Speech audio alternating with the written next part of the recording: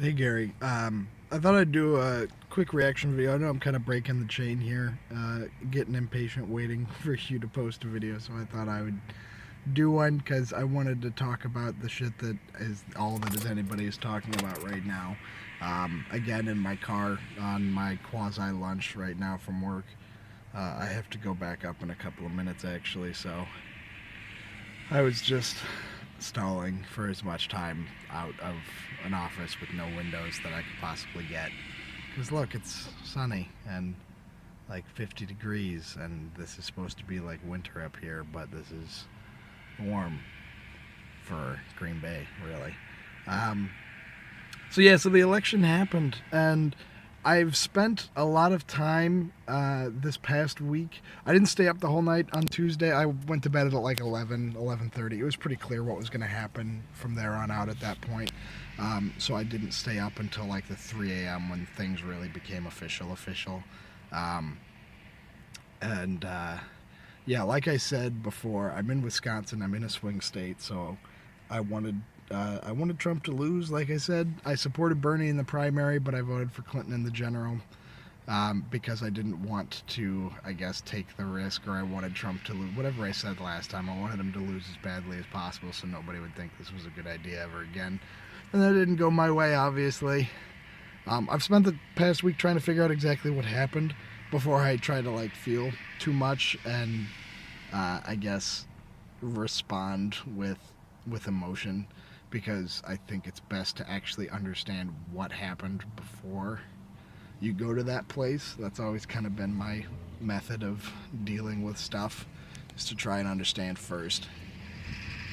Um, and from what I've been seeing, it was actually a confluence of factors, none of which were third-party candidates. Their numbers declined severely. They didn't even make 5%. Either of them. Stein got like next to nothing, and Johnson got very little. Um, and the one thing that I was really afraid of happened a little bit, which was that basically a bunch of people who never vote because they're too busy, too poor, too apathetic, whatever, a bunch of white, poor, working class Americans all came out to vote, and the pollsters had no idea they were there because they all would have been skipped by the likely voter screen, which basically is, are you registered to vote? Have you voted in the past? And then when you talk to them, how likely are you to vote? If they answer that less than like a 7 on a 1 to 10 scale, they just skip your response. So, because they figure you won't vote, because historically that's been true. So basically, all those people, a big chunk of them turned out, and there was no way to predict that, the levels of it, because the polling isn't set up to catch that, basically. But also, turnout was way down for Clinton. She lost millions and millions of voters that Obama got in the last election from the black community, the Hispanic community, the millennial community, all these constituencies, and a lot of union households went for Trump, basically because Clinton was a flawed candidate, which shouldn't be surprising to anybody who was paying attention to the things that were going on. So she way underperformed. And on top of that, all that, then there's also the likelihood that Trump tried to make the campaign as nasty and disgusting as possible, so that a lot of like average, kind of in between normal people just got fed up and grossed out by it and decided to skip altogether, because overall turnout was less than, I think it was less than 50%, or right around 50% of the country actually voted. So kind of the confluence of low turnout, underperformance for a flawed candidate, either because of overconfidence or because of apathy, or because, you know, I know for like the white working class vote, they just didn't like Clinton because they didn't trust her on trade, which is perfectly fair and valid to feel for Clinton, which, you know, isn't one of the reasons why I wouldn't have picked her as the nominee, and I didn't pick her as my nominee. But you know, it is what it is at this point. I guess my hope is that the Democrats really take the time to actually understand what happened, instead of just kind of blaming and pretending like they can just do the same thing again next time and everything will be all right. Because like they cleared the field for Clinton. You know, they pressured and tried to angle so that Biden wouldn't run. They were scared of Biden running. You know, Bernie Sanders put up a hell of a fight. But like basically they made sure that no big names like Elizabeth Warren would even think about coming out to run for office. So it was like Martin O'Malley, Jim Webb, and Bernie Sanders. Like, that is not competition. And it was surprising that Bernie Sanders became competition in the primary. And that was done on purpose by the DNC to try and kind of let Clinton have it easy this time around because, you know, why not? Of course, she'll be great. It'll be perfect. And no one saw the fact coming that, like, she was a deeply flawed candidate for the moment, too. And everyone just kind of thought, well, Trump is so ridiculous that you can just play on XYZ, ignore the issues completely, because it was not an issue election or an issue campaign. It was all about character assassination on both sides. And, yeah, they thought they could get away with that. And then like, I read something today that the turnout machine that Clinton had, because Clinton had an amazing ground game compared to Trump, and it might have actually ended up going out into, like, union households, turning out Trump supporters for Trump by accident, because they just didn't even realize that they were doing that. So, yeah. Oh, and the Hispanic vote was up, but they didn't break for Clinton in a decisive way. Trump got more Hispanic vote than Romney got, which is pretty surprising, I think, to a lot of people who followed what happened. But, yeah, so that's what happened, and I don't really know what's going to happen next. And to be real honest, going back into kind of the feelings of what is going on, I'm kind of scared and really, really angry, I guess, at not so much President-elect Trump at this point. He hasn't done anything yet. I'm gonna wait and see what really flushes out, because what's clear about Trump is he has no positions. He doesn't really hold any positions. He just does whatever he thinks is advantageous for him in the moment. So I guess we'll wait and see what he actually does rather than what he said he will do. But what scares me is the people who voted him in to a large extent, the cultural shift in the political climate in America and what's going to happen, and the future for my daughter, because I have a daughter, and that made this election really fucking real for me, in a way that it hasn't been before. You know, I want her to have reproductive rights when she's an adult. I want her to be safe if she ends up being gay. I want her not to live in fear that the locker room talk and that kind of shit is just normal. And oh, boys will be boys, I guess, so whatever. That's what I'm afraid of, and that's going to come from Trump supporters who saw all of this normalization about this bullshit from the campaign and think, well, that's fine now.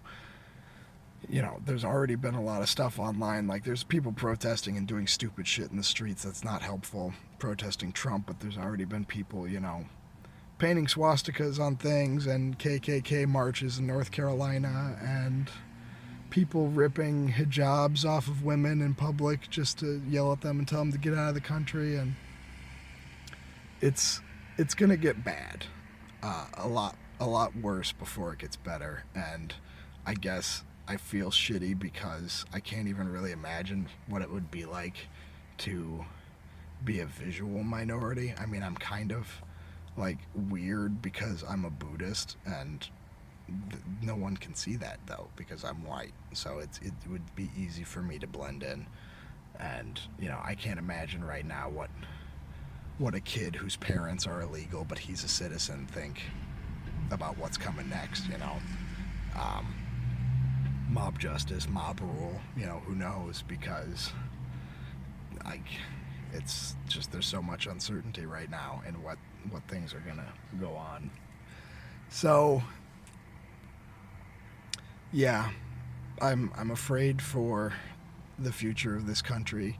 I mean, fuck, climate change now is gonna basically, that was a funny thing, a sad funny thing that when the DNC had a meeting with Donna Brazile, who's the head of the DNC, after Debbie Wasserman Schultz resigned and then got a spot on the Clinton campaign because, of course, somebody stood up when they had their first meeting after Trump elected and started just yelling at her, like, you got Trump elected, what the fuck's wrong with you?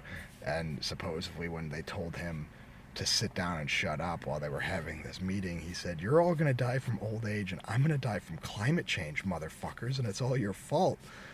And, like, that's scary too, because there's already talk of rolling back all the EPA shit, and people are talking about clean coal like that's a thing that exists, and backing out of not only the Paris climate talks. And I mean, they're going to have potentially a young Earth creationist in the cabinet if he puts Ben Carson in. Like, it's just insane, the things that could happen long term. I mean, the Supreme Court's going to be, it's going to be reshaped for like 30 to 40 years. He'll get at least 3 spots in 4 years. He's got 1 for sure, 2 to 3 are like pretty definite in 4 years, and who knows? I can't even begin to think about what's going to happen in 2020. And then in 2018, midterms, Democrats won't take the Senate because they're defending Senate seats, so they can't pick up anything new.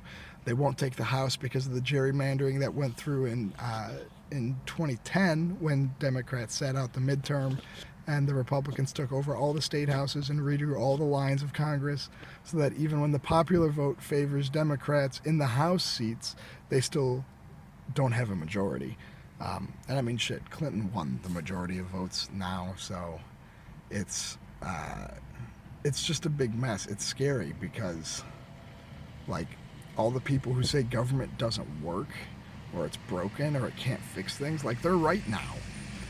They made that, but that's true in a way that it hasn't been true before. My mom in Ohio tried to tell me, you know, maybe it won't be so bad because, you know, he'll have advisors and he'll have people who tone him down as far as what he can do and what he'll want to do and all that, but this really feels different. Like, you know, I didn't vote for Bush, I didn't vote for Romney, I didn't vote for McCain, but I wasn't scared of them being president. And I think it's pretty easy to see and to relate to the idea that it's scary to think of this. And it's really scary because I have kids. I have a kid. And she turned 3 yesterday. And, you know, in 4 years, I'm going to have to start explaining this stuff to her when things happen, because there's going to be lots of things happening in the next 4 years. And she's already getting to the question asking age where she wants to know and understand things. So, yeah. It's definitely a real situation in a way that it hasn't been before for me. So that's where I'm at, I guess. I don't know. I'll talk to you later, Gary. We'll go over other stuff, and you still have to give me some kind of challenge video, although I don't know how much time or energy I have to put into anything, but yeah, do that if you feel like it, and I will try to respond.